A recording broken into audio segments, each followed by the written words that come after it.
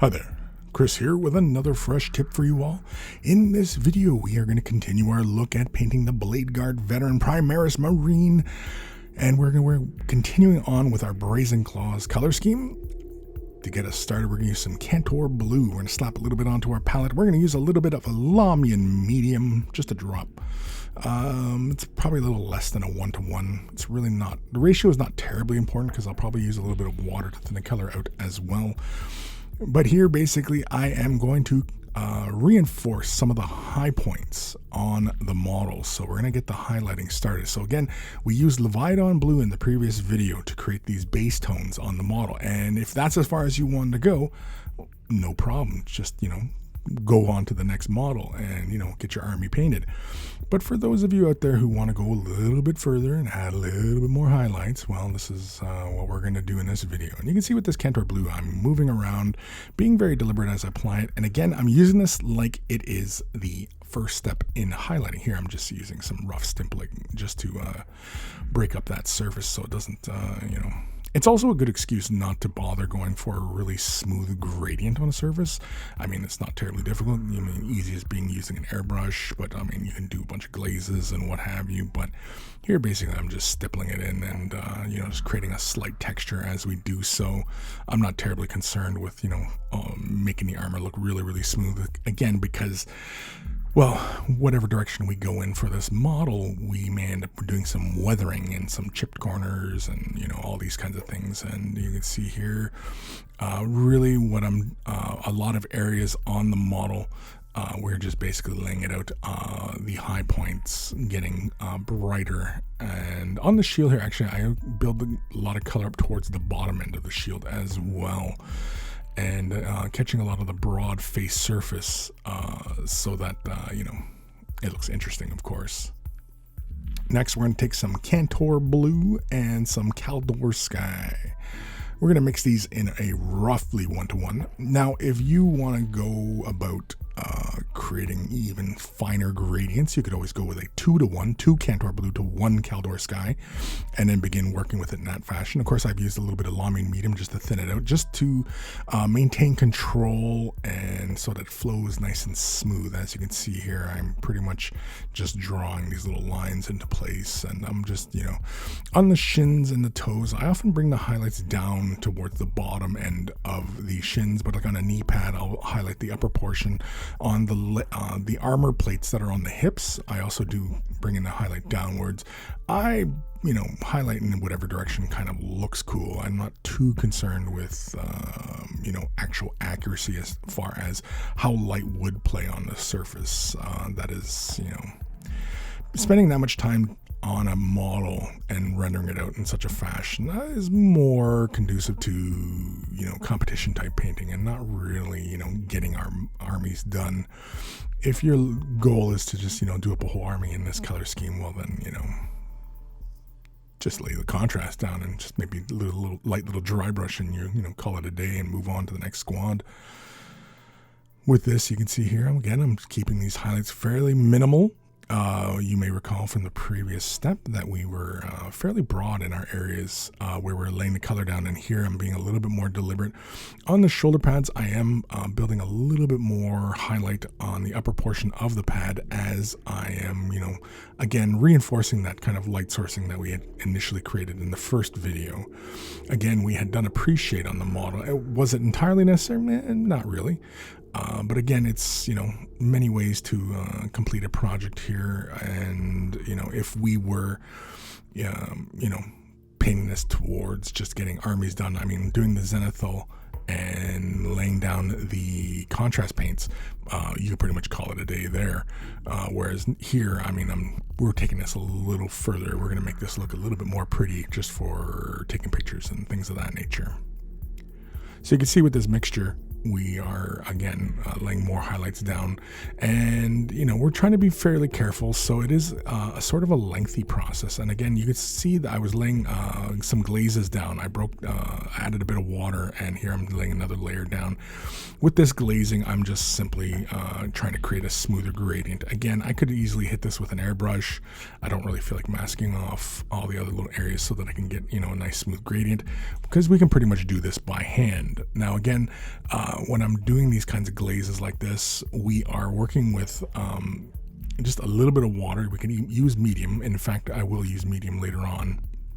But with that, you can see there, we're pretty happy with all these transitions and everything like that. Again, not entirely necessary. When we were doing the pre-shade before, that was really more for going with the contrast method, whereas this video, we're continuing on.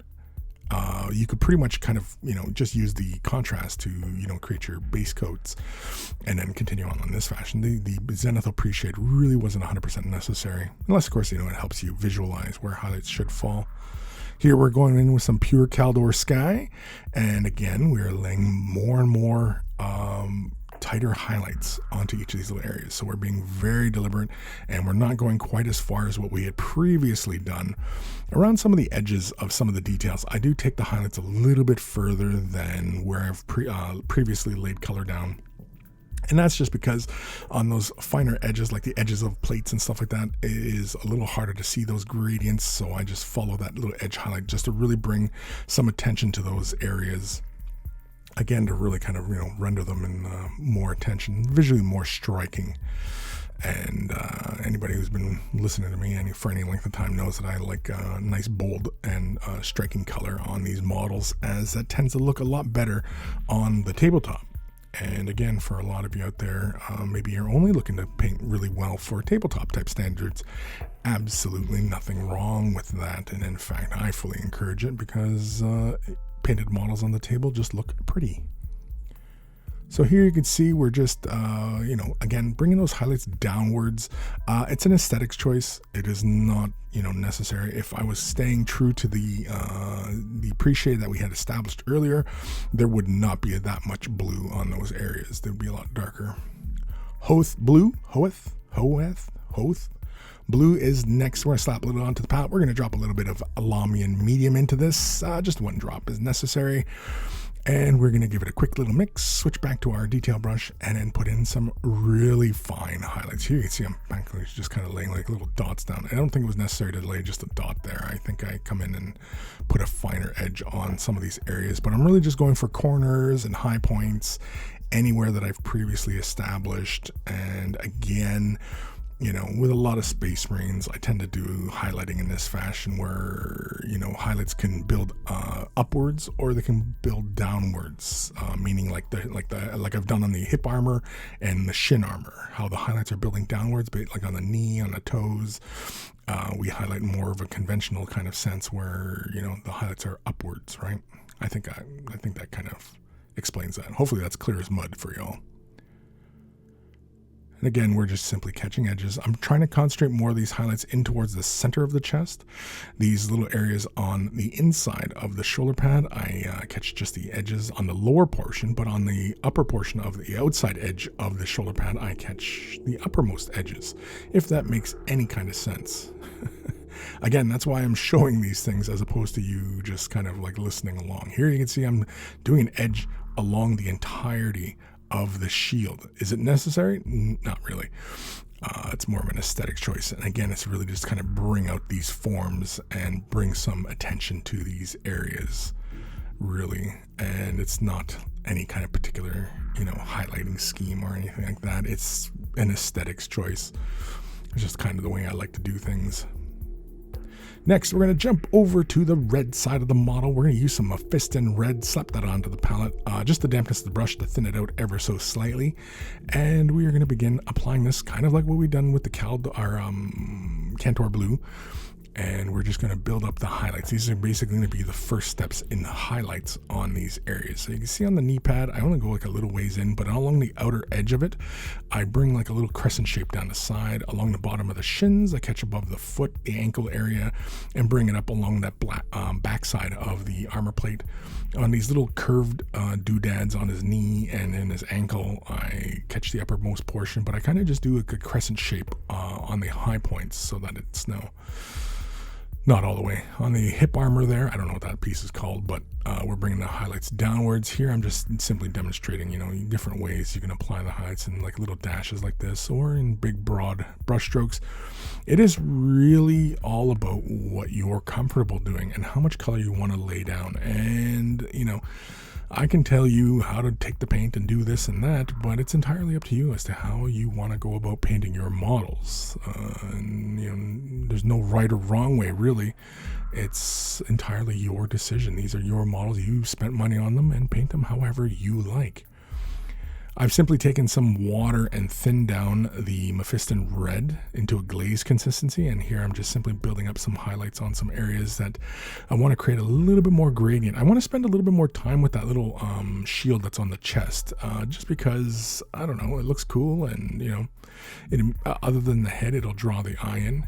Here on this shoulder pad, I'm laying down some Mephiston red fairly heavily, but I am going to glaze in some transition here. And you can see here, I'm going to simply glaze that in. And when we are working with glazed color or color in a thinned out glaze, where you finish your brushstroke is where a majority of the paint will deposit on that surface. So be mindful of your brushstrokes as you work your way around the model.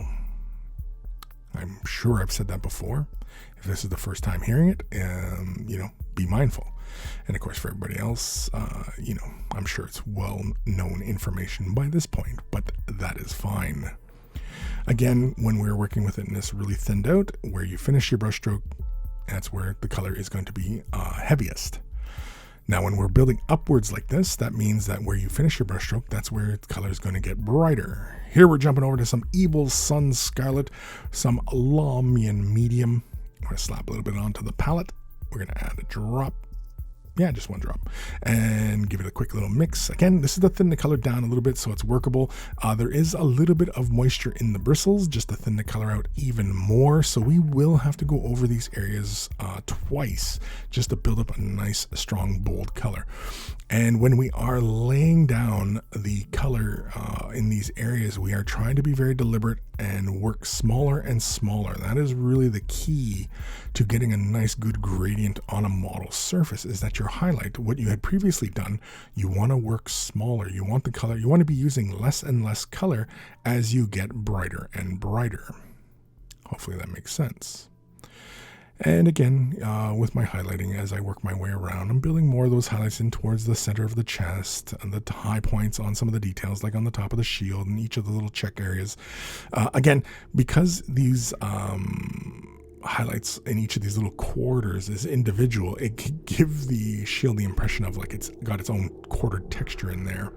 Here, I'm just laying a little bit more on the shoulder pads and the top of that nozzle on the backpack, and just picking out some of the edges around here.